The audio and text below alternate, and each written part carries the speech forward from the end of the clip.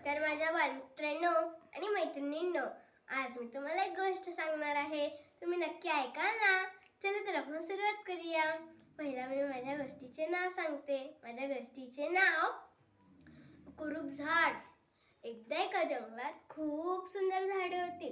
त्या झाडांमध्ये एक झाड होते जे वाकडे तिकडे होते आणि सगळी झाडे त्याला कुरूप कुरूप म्हणून चिडवत असे. एके दिवशी काय झालं, त्या जंगलात ना एक लाकूडतोडा आला. त्या लाकूडतोडाने कुरूप झाडाला बघितले. लाकूडतोडा म्हणाला, हे कुरूप झाड माझ्या काहीच कामाचे नाही. मी बाकीची सरळ सुंदर झाडे तोडून टाकतो. असे म्हणून तो सरळ आणि सुंदर झाडे तोडून टाकले.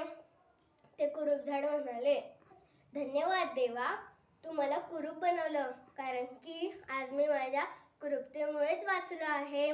तात्पर्य, आपल्या देवाने जे आपल्याला दिले आहे त्यातच समाधान माना.